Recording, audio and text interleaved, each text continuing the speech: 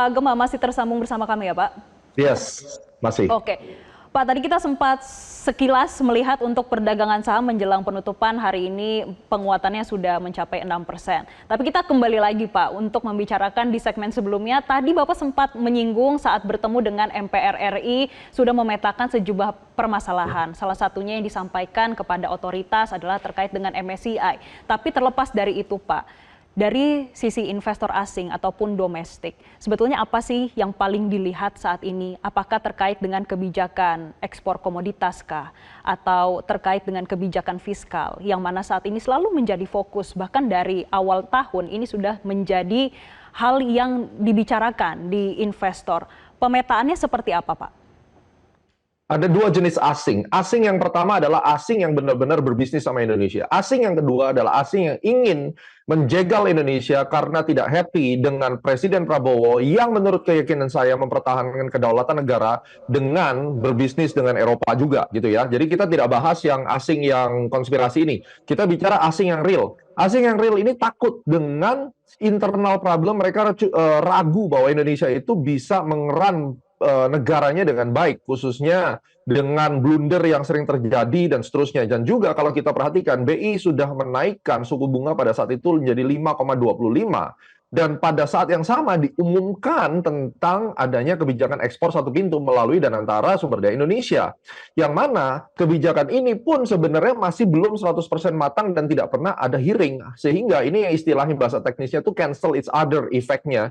Di mana yang harusnya dengan kenaikan suku bunga itu menjadi bagus, ternyata ditindih dengan yang namanya informasi tentang ekspor satu pintu. Menurut saya bahwa kebijakan ekspor satu pintu itu idenya sangat baik ya. Idenya sangat baik di mana itu akan menarik devisa hasil ekspor itu kembali ke Indonesia. Namun investor asing itu takut jika ini akan seperti zaman dulu tentang kasus cengkeh yang di zaman Orde Baru ataupun terjadi monopoli di dalam penetapan harga, sehingga mereka berpikir, wah lebih baik saya akan mencari kelapa sawit ke Malaysia, saya akan mencari batu bara ke tempat lain.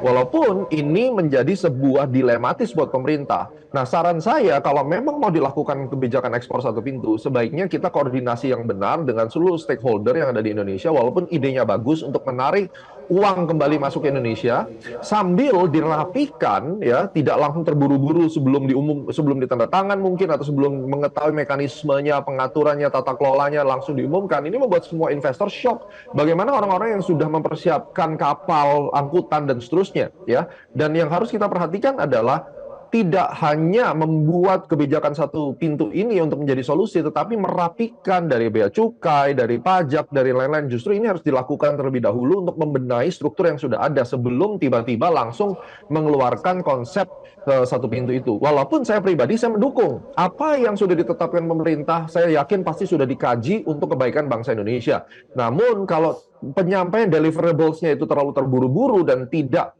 bisa dijelaskan dengan sistematis yang baik, terutama tidak bisa mengconvince investor asing, ini jadi masalah. Kita masih membutuhkan foreign direct investment, kita masih membutuhkan mitra dagang luar negeri, kita tidak bisa hidup sendiri karena Indonesia bukan negara adidaya, negara maju seperti yang sudah-sudah. Kita masih masuk dalam negara berkembang yang masih membutuhkan partner bisnis asing. Sehingga perlu kita menciptakan sebuah kepercayaan atau ekosistem industri, ekosistem usaha yang baik sehingga orang masih mau invest di Indonesia. Dan yang paling penting adalah kita sudah di-downgrade menjadi triple B. Diharapkan kita tidak lagi turun daripada triple B karena kita akan keluar dari investment grade dan ini akan memporak-porandakan ekonomi Indonesia. Oke, Pak Gema dalam pertemuan dengan MPR kemarin kan Pak Gema menyatakan ada 10 catatan strategis untuk pihak MPR, diantaranya adalah mempermudah buyback saham tanpa RUPS dalam kondisi tekanan pasar.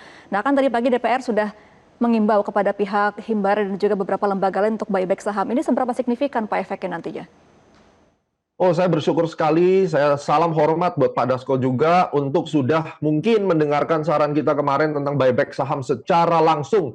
Karena saya sampaikan bahwa di Indonesia ini hanya pemerintahlah yang bisa menyelamatkan marketnya. Dan saya selalu sampaikan ke teman-teman saya di internasional, Indonesia adalah pasar saham yang bisa memberikan return yang cukup besar dan terutama pemerintahnya turut serta di dalam menjaga perdagangan di Indonesia. Adanya buyback BUMN terutama ketika harga saham itu valuasinya sudah jauh sekali di bawah fair value, itu tidak ada pelanggaran hukum. Dan itu merupakan wajar jika bank-bank himbara ataupun perusahaan-perusahaan BUMN yang lainnya membeli saham mereka kembali dengan tujuan untuk mengambil harga yang lebih murah, mengkolek kembali harga tersebut, dan menjaga stabilitas pasar, menjadi liquidity provider yang real.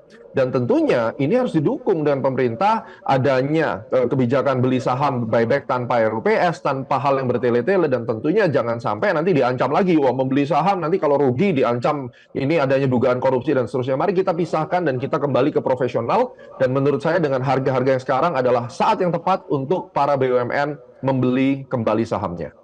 Oke, Pak Gema, menarik sekali pembicaraan ini. Dan juga kita melihat bagaimana indeks harga saham gabungan ini menjelang penutupan tadi sekilas kita lihat menguat sampai 6%. Saatnya untuk membeli bagi para investor retail atau wait and see dulu, Pak? Saya sarankan untuk mencari saham-saham yang berfundamental bagus, yang sudah terdiskon lebih dari 3 kali standar deviasi dari fair value-nya dengan metode dollar cost average ya. Jadi kita averaging, pelan-pelan masuknya, mulai dari minggu kedua Juni sampai Juli minggu ketiga, itu adalah momen kita untuk melihat potensi untuk kita membeli saham-saham yang juga harus memberikan dividen kepada kita.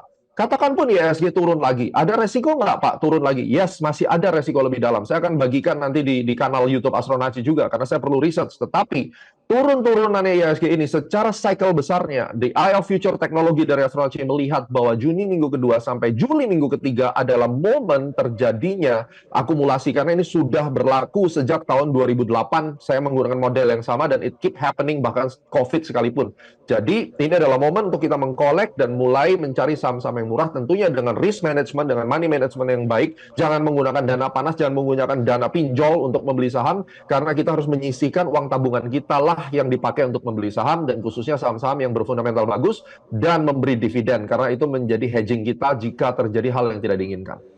Baik, secara teknikal masih cukup baik, tapi secara fundamental bagaimana performa indeks harga saham gabungan dan nilai tukar rupiah kita, Pak?